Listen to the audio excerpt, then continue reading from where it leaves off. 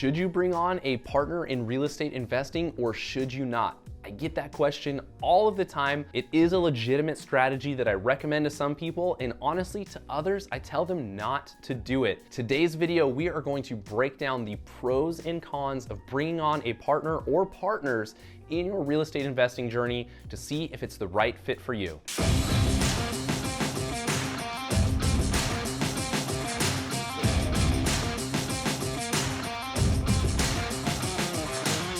Hey guys, I'm Andrew Lewis, real estate investor and entrepreneur with over 10 years experience building and growing a real estate team and investing in real estate. Before we jump into today's video, make sure that you hit that like button, leave us a comment, and be sure to hit that subscribe button so you don't miss out on future videos. I am here to help you break out of the 9-to-5, gain financial freedom, and grow wealth through real estate. You may have heard some nightmare stories about real estate partnerships that did not work out. I've heard them, I've seen them, and I don't want that for you. On the other hand, you may have heard of some partners that have partnered up to buy tens, hundreds, thousands of real estate doors and properties and made it all work. The secret is in vetting those people out. Let's dive in to weighing out the pros and cons of bringing on a real estate partner for your investments. Pro number one, with a real estate partner, you get to share your financial resources. So ideally, you would both come in with the same amount of money and be able to partner up 50-50. I know that doesn't always work 100% of the time,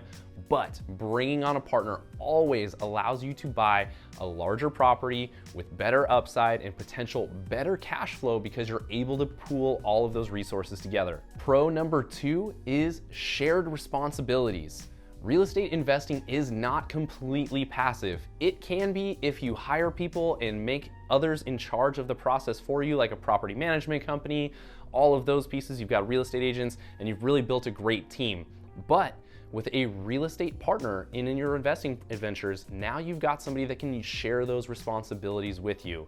If you're going to manage it together, now you've got somebody that can take care of the books and somebody that can line up vendors. You've got somebody that can vet the tenants and somebody that can take those late night phone calls. So it allows you to split up those responsibilities, have less on your plate. And let's be honest, real estate investing is probably not your full-time gig. You probably still have the 9-to-5 and you're working towards that financial freedom, but bringing on that partner allows you to split those responsibilities and take less time. Pro number three, you are each going to bring different skills to the table. So ideally, you're going to partner with somebody that is a complement to your skills. If you are both great with numbers, that's not going to be a compliment to your skills. You want somebody that's great with relationships, someone that's great with numbers, someone that's great with processes, someone that's great with people.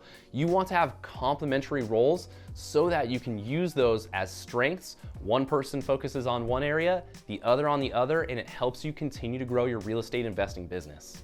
Pro number four is reduced risk.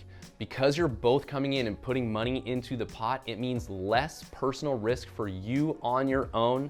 It's not win or die on your own, it's as a team. So that means if you didn't hit a home run with a real estate investment and it sets you back, that loss hurts when you've got a partner and you guys can assume that responsibility together, assume the financial ramifications together, and move on to the next property. It's less likely that one property is actually going to absolutely destroy you if you have a partner to share some of that responsibility with. So less risk brings more advantage to you.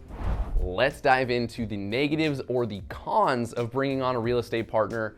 That first negative is that there may be arguments and disagreements. So as you may have different personalities and that can be a strength, that can also be a con for you as well. So you definitely want to do your research ahead of time.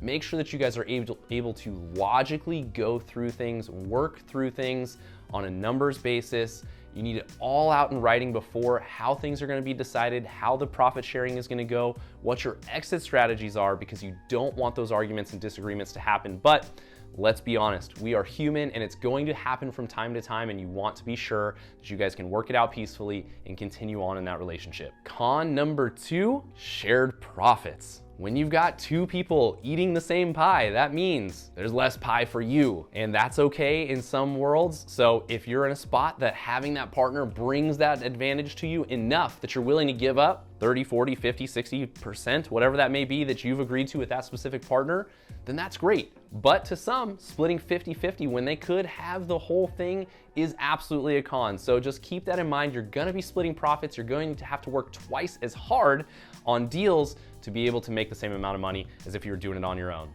Con number 3, this is a big one, liability. When it's you operating by yourself, you live and die by your own mistakes. When you bring a partner into a game, it is a different ball game. You now have to not only worry about your own actions, but also the actions of your partner. And hopefully that's not a stress for you all day long, but it is something that you need to consider, because any mistake that they make or unethical behavior, anything like that, can absolutely trash your reputation in a hurry and get you in financial and legal trouble. So be aware, twice the people, twice the potential trouble for legal ramifications. Con number 4 is lack of control.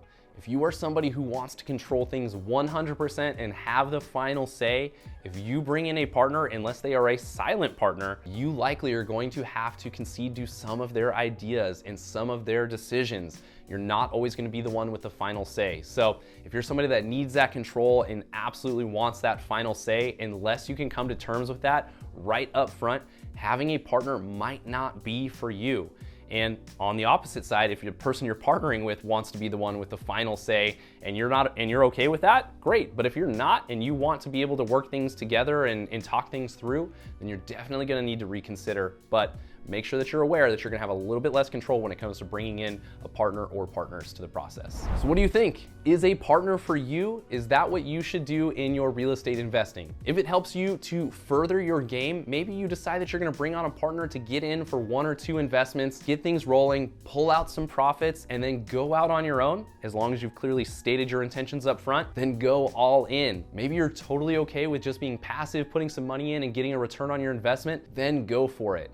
If any of those cons wear on you even just a little bit, you should definitely second guess bringing on a partner. We will dive in future series about how to find a partner, having an exit strategy, all of those pieces. But the one piece I can stress to you the most right now is have an amazing line of communication. Make sure that you get along well together up front and that there's no friction beforehand, and you should have a successful partnership going forward. Thanks for watching today. I hope you found these pros and cons super helpful. As always, be sure to hit that like button, leave us a comment, tell me your story about a partnership that's worked out or one that hasn't worked out for you. We'd love to hear there. And be sure to hit that subscribe button so you don't miss out on future videos. I'm here to help you break out of the 9 to 5, gain financial freedom, and grow your wealth through real estate. We'll see you next time.